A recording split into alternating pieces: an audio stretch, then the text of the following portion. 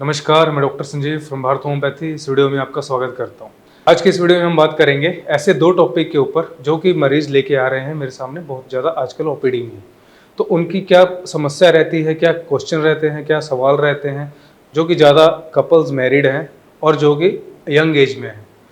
उनका low sperm count की problem है और erectile dysfunction, premature ejaculation, sexual weakness, ये दोनों की प्रॉब्लम्स जो हैं आजकल बहुत ज़्यादा देखने को मिल रही हैं।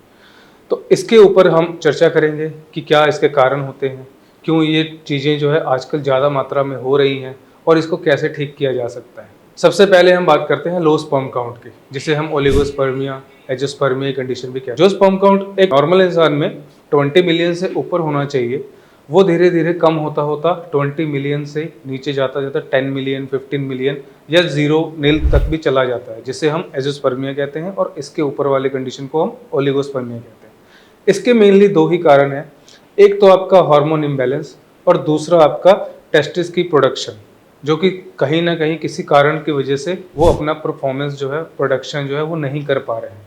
और उसमें कई आती हैं डिसीजेस, जैसे वेरिकोसील, ऑर्काइटिस, किसी भी टाइप का इन्फेक्शन, स्पर्मेटिक कोड की इन्फेक्शन, स्वेलिंग, ये चीज़ें आपकी टेस्टिस के टेम्परेचर को डिस्टर्ब करती हैं।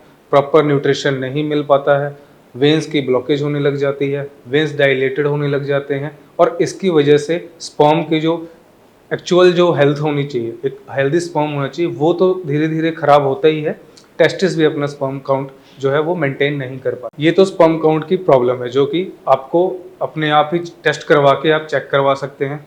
5 दिन का इसका एब्सटिनेंस पीरियड होना चाहिए और इसके आधार पर हम आपकी डायग्नोस करते हैं कि आपके अंदर किस चीज़ की कमी है। अगर हार्मोन्स की कमी है तो वो LH, FSH और टेस्टोस्टेरोन हार्मोन्स का चेकअप रिपोर्ट में आ जाता है। और अल्ट्रासाउंड स्कैन से आपको पता चल जाता है कि आपके टेस्टिस की प्रॉब्लम कोई ऐसी तो नहीं है जो अभी तक इग्नोर कर रहे थे और वो आपके स्पर्म को नुकसान पहुंचा। उसके बाद इरेक्टाइल डिसफंक्शन और प्रीमेच्योर इजैकुलेशन, ये दो चीज़ें भी कहीं ना कहीं लिंक हैं इसी दो बीमारी से। इरेक्टाइल डिसफंक्शन में आपका जो ब्लड पंप होना चाहिए, जिस ग्रेविटी, जिस प्रेशर से ब्लड आपकी वेन्स में पंप होगा, तब तक आप जो है तनाव महसूस कर सकते हैं, लंबे समय तक जो है आप सेक्सुअल परफॉर्मेंस कर सकते हैं। मगर वहीं अगर ये वेन्स की डायलेशन हो जाती है, वेन्स प्रॉपर प्रेशर नहीं एक्सर्ट कर पाते हैं, उसकी वजह से आपको ये प्रॉब्लम्स दिखती है कि आपके अंदर टेस्टोस्टेरोन हार्मोन्स बन रहा है बट आपका ब्लड सर्कुलेट अच्छी तरह से ना होने की वजह से इरेक्टाइल डिसफंक्शन जैसी प्रॉब्लम्स आपको देखने को मिल जाती हैं। और इसका कारण मैंने आपको पहले ही बताया, वेरिकोसील, ऑर्काइटिस, इन्फेक्शन, वेन्स की डायलेशन।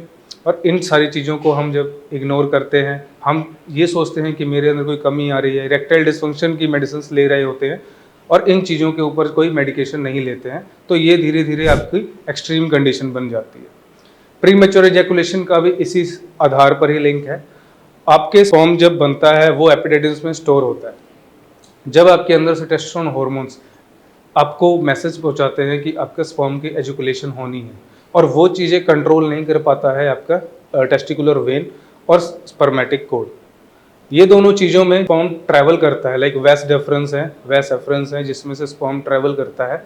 उनको वहाँ पर प्रॉपर कंस्ट्रक्टेड एक एनवायरनमेंट मिलता है कि उसे वहाँ पर रोक के रखे और जब आपकी डिज़ायर हो तब आप उसको इजैकुलेट कर सकते हैं। जब ये चीज़ें, जब ये मसल्स, टिश्यूज़, कैपिलरीज ये अपना काम अच्छे से नहीं कर पाती हैं, जब ये कैपिलरीज, ये वेस्ट डेफरेंस, ये छोटी छोटी पतली पतली सेंसिटिव नसें और कैपिलरी जब ये अपना काम अच्छे से नहीं कर पाती हैं, तब आपको स्पर्म जो है आपकी मर्जी के बिना ही इजैकुलेट होने लग जाता है, जिसमें सीमेंस की ऊजिंग होती है, बूंद बूंद करके सीमेन भी निकलता है। तो ये सारी प्रॉब्लम्स कहीं ना कहीं कवर हो जाती हैं इसी डिसीज़ के अंदर। तो आपको इसको ठीक करने के लिए क्या करना चाहिए?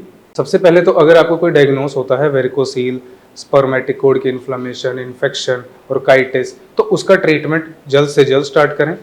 अगर आपको ये सारी चीज़ें नहीं हो रही हैं तो आप प्रॉपर एक्सरसाइज और हेल्दी डाइट को फॉलो करके इन चीज़ों से आप निजात पा सकते हैं। अगर आप इन चीज़ों से जूझ रहे हैं, इन चीज़ों से सफ़र कर रहे हैं, तो आपको तुरंत ज़रूरत है एक अच्छे होम्योपैथिक ट्रीटमेंट की, जिसका ना ही कोई साइड इफ़ेक्ट है, ना ही आपको ज़्यादा समय लगेगा।